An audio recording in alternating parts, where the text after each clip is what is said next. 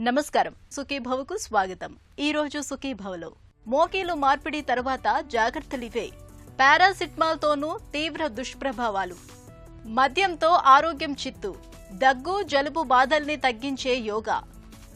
ఇంకా health tip. మోకీలు మార్పిడి surgery అందుబాటులోకి వచ్చాక మోకాళ్ల నొప్పులను ఇప్పుడు చాలా తేలికగానే వదిలించుకోవచ్చు.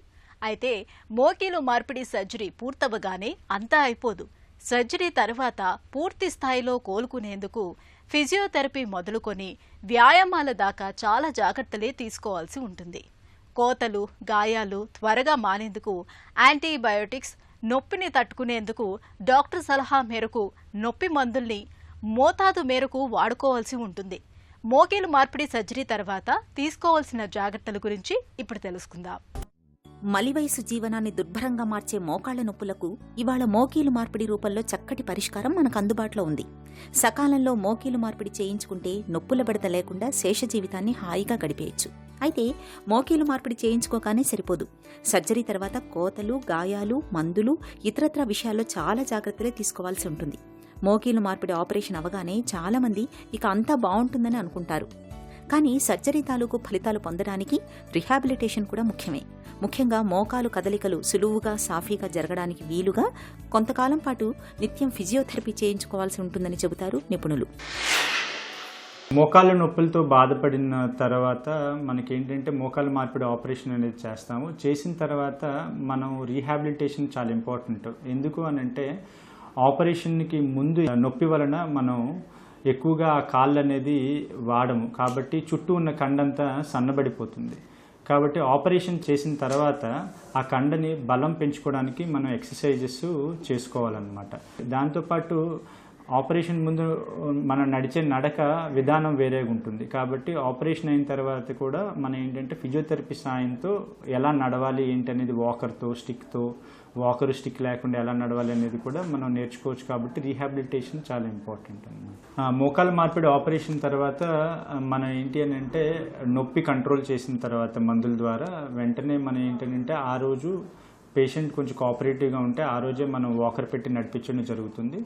దాంతోపాటు ఏంటి అని అంటే మోకాళ్ళు మడవడానికి మనం కంటిన్యూస్ ప్యాసివ్ మోషన్ అనే సిపిఎం మిషన్ అనేది ఉంటుంది. అది మనం పెట్టి ఒక 30 డిగ్రీ 40 డిగ్రీ వరకు మోకాళ్ళ మడత అనేది స్టార్ట్ చేస్తాం. ఆ తర్వాత నెక్స్ట్ గ్రాడ్యువల్గా రోజు రోజుకి మోకాళ్ళ మడత అనేది ఇంప్రూవ్ అవ్వడానికి మన ఫిజియోథెరపిస్ట్ సాయంతో మనం మోకాళ్ళ ఎక్సర్సైజెస్ అనేవి స్టార్ట్ చేస్తాం. దాంతోపాటు కండ బలంగా ఉండడానికి కూడా కొన్ని ఎక్సర్సైజెస్ స్టార్ట్ చేస్తాం.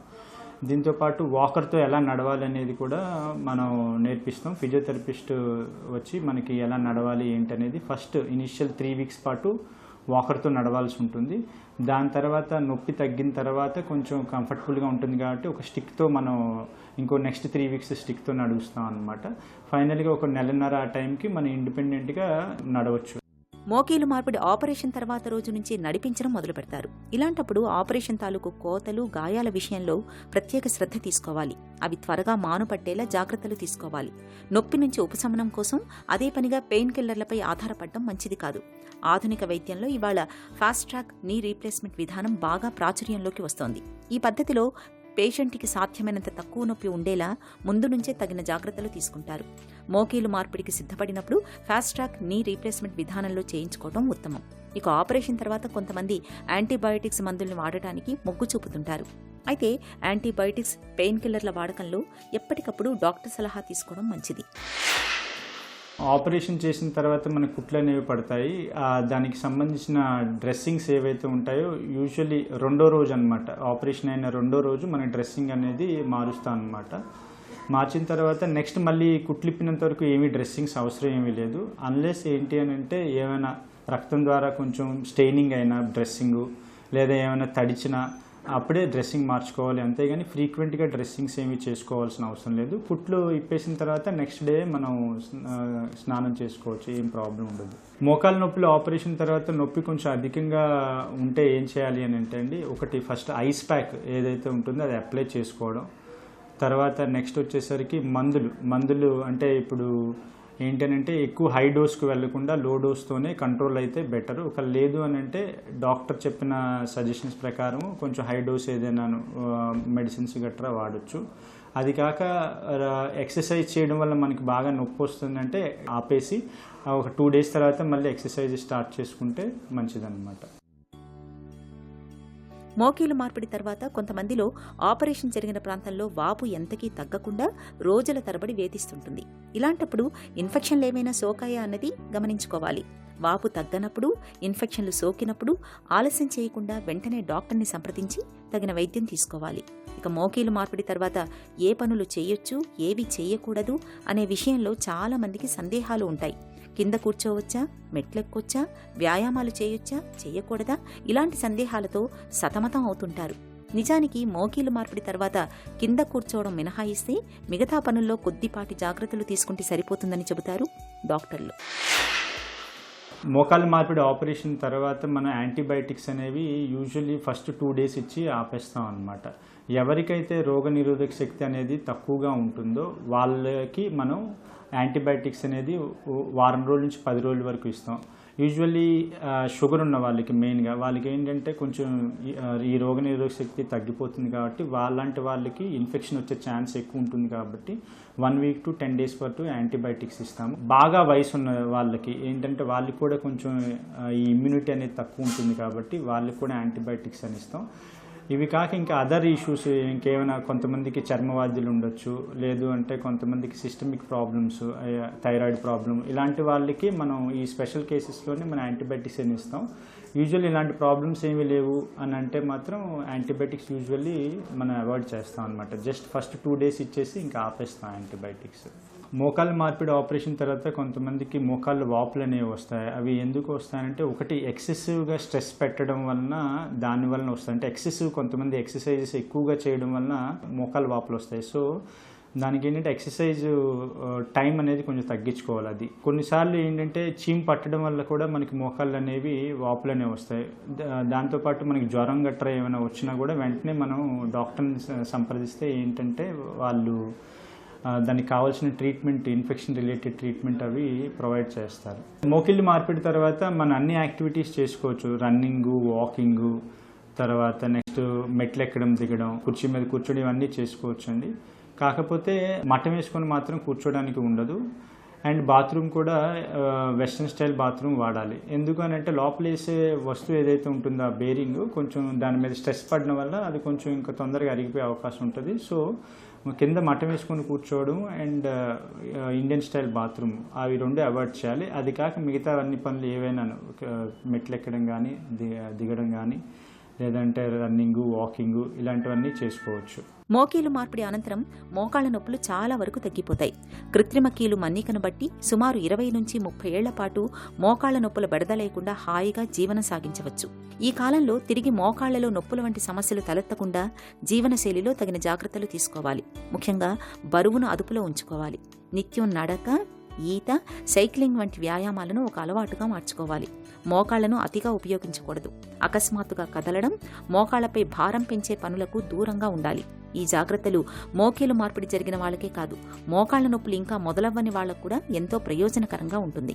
మోకీలు మార్పిడి తర్వాత వాపు, నొప్పి, ఇన్ఫెక్షన్ వంటి సమస్యలు తలెత్తినప్పుడు ఆలస్యం చేయకుండా వెంటనే డాక్టర్ని సంప్రదించాలి. హెల్త్ న్యూస్ మీకోసం. పారాసెటమాల్ మాత్రల వాడకం మన దగ్గర ఎక్కువగా ఉంటుంది. కాస్త ఒళ్ళు వెచ్చబడినా, కొంచెం ఒళ్ళు నొప్పులుగా ఉన్నా, తలనొప్పిగా అనిపిస్తున్నా వెంటనే చాలా మంది పారాసెటమాల్ మాత్రను వేసుకుంటూ ఉంటారు. అయితే ఇలా చీటికి మాటికి పారాసెటమాల్ను వేసుకోవటం ఏమంత మంచిది కాదని, ఈ మాత్రను అతిగా వాడటం వల్ల తీవ్ర దుష్ప్రభావాలు తలెత్తే అవకాశం ఉందని హెచ్చరిస్తున్నారు పరిశోధకులు. ముఖ్యంగా 65 ఏళ్లు పైబడ్డవారు పారాసెటమాల్ మాత్రల వాడకం విషయంలో మరింత అప్రమత్తంగా ఉండాలని వారు చెబుతున్నారు. అతిగా పారాసెటమాల్ను వాడటం వల్ల జీర్ణకోశం, గుండె, కిడ్నీ సమస్యల ముప్పు పెరుగుతున్నట్లు బ్రిటన్కు చెందిన నాటింగ్హామ్ యూనివర్సిటీకి చెందిన పరిశోధకులు తాజాగా ఒక అధ్యయనంలో గుర్తించారు. మన దగ్గర జ్వరానికి ప్రధానంగా పారాసెటమాల్నే వాడుతూ ఉంటారు. పెద్ద వయసులో కీళ్ల నొప్పులు తగ్గటానికి ఈ మాత్రను వేసుకుంటూ ఉంటారు. ఇది సురక్షితమని, పెద్దగా దుష్ప్రభావాలేవీ ఉండవని భావిస్తూ ఉంటారు. కానీ తాజా అధ్యయన ఫలితాలు దీన్ని కొట్టిపారేస్తున్నాయి. పారాసెటమాల్ వాడకంతో జీర్ణాశయ పుండ్ల నుంచి రక్తస్రావం అయ్యే ముప్పు 24%, పేగుల్లో రక్తస్రావం అయ్యే ముప్పు 36% పెరుగుతున్నట్లు తేలింది. అలాగే కిడ్నీ జబ్బు 19%, గుండె వైఫల్యం 9%, అధిక రక్తపోటు వచ్చే అవకాశం 7% ఎక్కువ అవుతున్నట్లు బయటపడింది. పారాసెటమాల్ మాత్ర నొప్పిని అంతగా తగ్గించదు కాబట్టి వృద్ధుల్లో కీళ్లనొప్పుల వంటి వాటికి దీన్ని దీర్ఘకాలం వాడటంలో జాగ్రత్తగా ఉండటం మంచిదని పరిశోధకులు కాస్త గట్టిగానే సూచిస్తున్నారు. ఈ నేపథ్యంలో డాక్టర్ సలహా లేకుండా పారాసెటమాల్ను చీటికి మాటికి వాడటం ఏమంత మంచిది కాదని మనందరం గుర్తుంచుకోవటం అన్ని విధాలా మేలు. మద్యం హాని చేస్తుందని, ఆరోగ్యాన్ని కబళిస్తుందని తెలిసినా మనలో చాలామంది మద్యం మత్తుకు దాసోహం అంటున్నారు. ఫంక్షన్లు, పార్టీల్లో సరదాగా మొదలై ఆపై సామాజిక మర్యాదగా మారి చివరికి వీడని వ్యసనంగా పరిణమించే మద్యపానానికి ఇవాళ మనలో చాలామంది బానిసలే అన్నది చేదు నిజం. మద్యాన్ని మితంగా పుచ్చుకుంటే మంచిదేనన్న నమ్మకం ఈ జాడ్యానికి మరింత ఆజ్యం పోస్తోంది. మద్యపానం అనేది మనల్ని ఓవైపు మత్తులో ముంచుతూనే మరోవైపు అన్ని రకాలుగా చిత్తు చేస్తుంది. మెల్లమెల్లగా ఆరోగ్యాన్ని హరిస్తుంది. మద్యంతో వచ్చిపడే అనర్థాలు ఎలా ఉంటాయో, ఈ విష వ్యసనము నుంచి బయటపడేందుకు ఏం చేయాలో ఇప్పుడు తెలుసుకుందాం. మితిమీరి తాగితే ప్రమాదం, కానీ పరిమితంగా తీసుకుంటే మద్యం మనకు చాలా మేలు చేస్తుందని మనలో చాలా మంది అనుకుంటారు. నిజానికి మద్యాన్ని మితంగా తీసుకున్నా, అమితంగా తీసుకున్నా దాని మూలంగా మన ఆరోగ్యం పాడైపోక తప్పదు. మద్యం మహమ్మారి మెల్లమెల్లగా మన ఆరోగ్యాన్ని గుల్ల చేస్తుంది. మొదట్లో మత్తుగా, గమ్మత్తుగా ఉండి నిద్ర బాగా పట్టడం, ఒత్తిడి స్థాయిలు తగ్గడం వంటి సానుకూల ఫలితాలు కనిపించినా తర్వాత మద్యం దుష్ప్రభావాలు మనపై చాలానే కనిపిస్తాయి. తరచూ ఆల్కహాల్ రక్తంలో కలవడం వల్ల రక్తంలో కొవ్వు పదార్థాలు పెరుగుతాయి, రక్తపోటు పెరుగుతుంది. దీంతో గుండెపోటు ప్రమాదం వచ్చిపడుతుంది. నిత్యం మద్యం తాగడం వల్ల కిడ్నీలపై భారం పెరిగి అంతిమంగా అవి దెబ్బతినిపోతాయి. ఆల్కహాల్ కాలేయంలో కొవ్వు పెంచుతుంది. దీంతో ఫ్యాటీ లివర్ సమస్య మూలంగా కాలేయం పూర్తిగా దెబ్బతినిపోతుంది. ఆల్కహాల్ మూలంగా రక్తంలో చక్కెర స్థాయిలు గణనీయంగా తగ్గిపోతాయి. ఈ పరిస్థితి మధుమేహులకు ఎంతమాత్రం మంచిది కాదు. మితిమీరిన మద్యపానం మూలంగా మన ఒంట్లో నాడీ వ్యవస్థ కూడా కుదేలైపోతుంది. నరాల బలహీనత వచ్చే ప్రమాదమూ ఉంది. మద్యం మూలంగా పొట్టపేగుల్లో పూత, పుండ్లు, క్యాన్సర్ వచ్చే అవకాశాలు ఎక్కువ. మహిళల్లో రొమ్ము క్యాన్సర్ ముప్పు పెరుగుతుందని అనేక అధ్యయనాల్లో వెల్లడైంది. ఆల్కహాల్ తీసుకునే వాళ్లలో సంతాన సాఫల్యత అవకాశాలు బాగా తగ్గిపోతాయి. తరచూ మద్యం తీసుకునే వారిలో విచక్షణ లోపిస్తుంది. మతిమరుపు సమస్యగా మారుతుంది. కంటి చూపు దెబ్బతినే అవకాశాలుంటాయి. చూసారా, మద్యంతో ఎన్ని విపత్తులో. వీటిని నివారించుకోవాలంటే మద్యపానానికి దూరంగా ఉండడం ఒక్కటే పరిష్కారం. తరచూ జలుబు చేయటం, అప్పుడప్పుడు దగ్గుతో బాధపడటం మనందరికీ అనుభవమే. సీజన్ మారినప్పుడు, వాతావరణంలో మార్పులు చోటు చేసుకున్నప్పుడు, ఆ మార్పులకు మన శరీరం సర్దుబాటు చేసుకునే వరకు జలుబు, దగ్గు వంటి చిన్న చితక సమస్యలు వేధిస్తూ ఉంటాయి. జలుబు, దగ్గుతో బాధపడుతున్నప్పుడు ఆ బాధల నుంచి ఉపశమనం కోసం నిత్యం కొన్ని ప్రత్యేకమైన యోగాసనాల్ని సాధన చేస్తే మంచి ఫలితం ఉంటుందని చెబుతారు నిపుణులు. జలుబు, దగ్గు బాధలను తగ్గించే యోగాసనాలు, వాటి సాధనలో మెలకువల గురించి ఇప్పుడు తెలుసుకుందాం.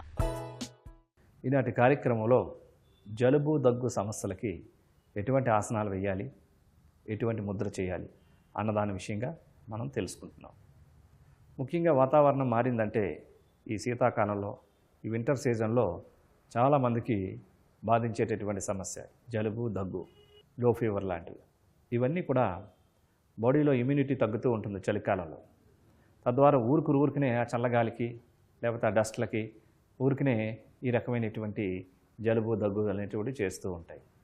మరి ఈ రకమైనటువంటి ఈ సమస్యల నుంచి, మన వాతావరణ మార్పుల దగ్గర నుంచి మన శరీరాన్ని మళ్ళీ బ్యాలెన్స్ చేయడానికి కొన్ని ప్రత్యేకమైనటువంటి ఆసనాలు ఎంతగానో ఉపయోగపడుతూ ఉంటాయి.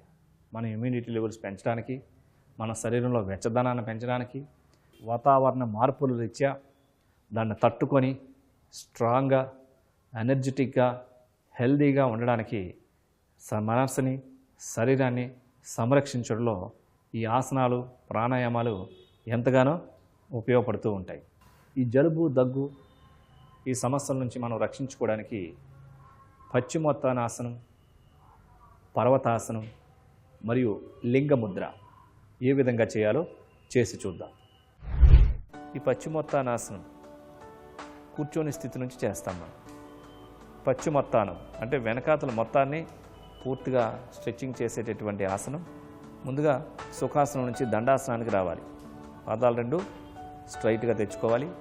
కుడికాలు స్ట్రైట్గా తెచ్చుకొని కుడికాలు జతలో ఎడంకాలు కూడా తెచ్చుకోవాలి. రెండు చేతులు కూడా పొజిషన్ తీసుకురావాలి. తొడలపైన ఎడం చేయి పైన కుడి చేయి ఉంచుకొని ఇప్పుడు శ్వాసను తీసుకుంటూ హ్యాండ్స్ని నిదానంగా రేజ్ చేయాలి. పూర్తిగా రేజ్ అయిన తర్వాత ఆ శ్వాసను విడిచిపెడుతూ నిదానంగా ముందుకు వంగాలి. రెండు చేతులతో పాదాలను పట్టుకొని తల ఎంత వీలైతే అంత ముందు ఆనించి పెట్టుకోవాలి.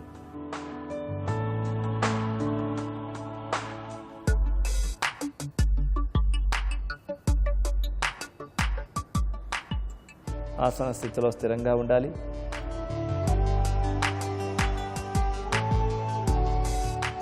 ఇప్పుడు నిదానంగా శ్వాసను తీసుకుంటూ మళ్ళీ హ్యాండ్స్ పైకి రేజ్ చేసి ఇప్పుడు శ్వాసను విడిచిపెడుతూ హ్యాండ్స్ని కిందకి దించాలి.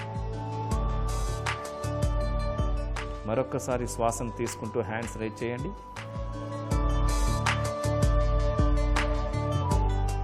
ఇప్పుడు పూర్తిగా శ్వాసను విడిచిపెడుతూ ముందుకు వంగి రెండు చేతులతో పాదాలను పట్టుకొని ఎంత వీలైతే అంత తలను ముందుకు వంచి ఉంచుకోవాలి. ఆసన స్థితిలో స్థిరంగా ఉండాలి.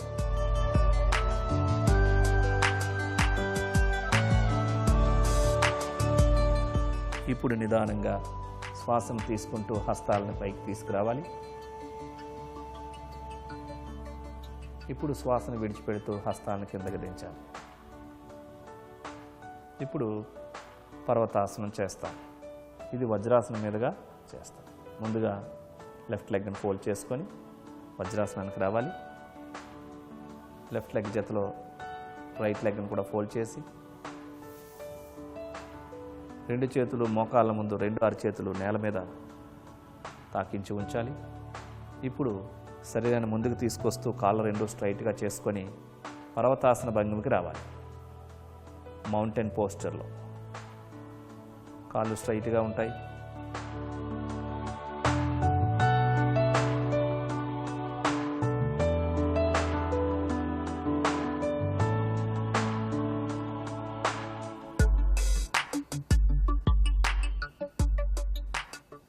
ఇప్పుడు నిదానంగా వజ్రాసన భంగిమకు రావాలి. నీస్ ఫోల్డ్ చేసి వజ్రాసనం మీద కూర్చున్న విధంగా ఉండాలి. ఇప్పుడు లింగ ముద్ర చేస్తాం. ఎడమ చేతి యొక్క బొటన వేలు చూపుడు వేలుని చివర్లు మాత్రమే తాకించి ఉంచాలి. మధ్యలో వృత్తాకారంగా ఉంటుంది. కుడి చేతి యొక్క బొటన వేలుని ఎడమ చేతి యొక్క చూపుడు బొటన వేలు మధ్యలో నుంచి రావాలి. తీసుకొని వచ్చి ఫింగర్స్ని ఇంటర్లాక్ చేయాలి.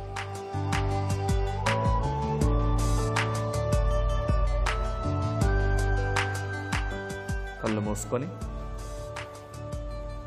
ప్రాణాయామం చేయాలి.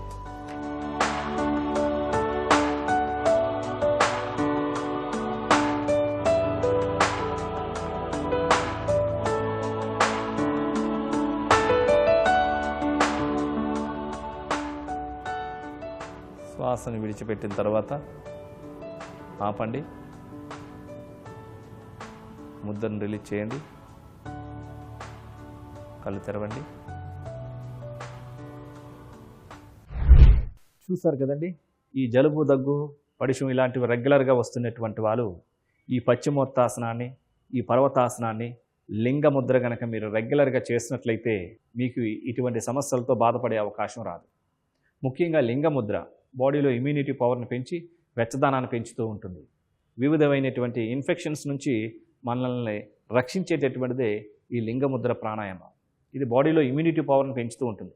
వివిధమైన వైరస్ల బారిన పడకుండా ఉండే విధంగా ఈ లింగముద్ర చలికాలంలో కానీ వాతావరణంలో మార్పులు వస్తున్నప్పుడు ఈ లింగముద్రని 15-20 నిమిషాలు చొప్పున ప్రతిరోజు చేసుకున్నట్లయితే కొంతమంది ఊరికే జలుబు, దగ్గు, ఏదైనా డస్ట్ తగిలినా, లేకపోతే చల్లగాలి తగిలినా, లేకపోతే చల్లని నీళ్ళు తాగినా, ఇట్లా వాతావరణం చేంజ్ అయినా ఊరికే జలుబు వచ్చేస్తూ ఉంటుంది. అట్లాంటి వాళ్ళకి ఈ ముద్ర చాలా బాగా పనిచేస్తూ ఉంటుంది.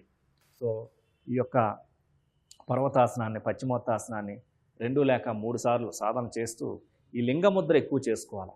వీటితో పాటుగా ఇంకొన్ని ప్రత్యేకమైన ప్రాణాయామాలు కనుక చేసినట్లయితే వాళ్ళ యొక్క బాడీ ఇమ్యూనిటీ పవర్ బాగా పెరిగి, లంగ్ కెపాసిటీ బాగా పెరిగి, ఊరికే చిన్న ఇన్ఫెక్షన్స్ రాకుండా, వైరస్ను సోకకుండా మన శరీరాన్ని నుంచి రక్షించడానికి ఇమ్యూనిటీ పవర్ బాగా పెరిగి యోగ శక్తి మనల్ని కాపాడుతూ ఉంటుంది. ఒక చిన్న చిట్కా మీకోసం. వెల్లుల్లిలో యాంటీ బ్యాక్టీరియల్, యాంటీసెప్టిక్ గుణాలు అధికంగా ఉంటాయి. వెల్లుల్లి రెబ్బల్ని మెత్తగా చేసి వాటికి కొద్దిగా ఉప్పు, కారం తగిలించి వేడివేడి అన్నంలోకి కలుపుకొని తింటే రుచికరంగా ఉండటమే కాదు, వేధించే గొంతు ఇన్ఫెక్షన్లు ఇట్టే తగ్గుముఖం పడతాయి.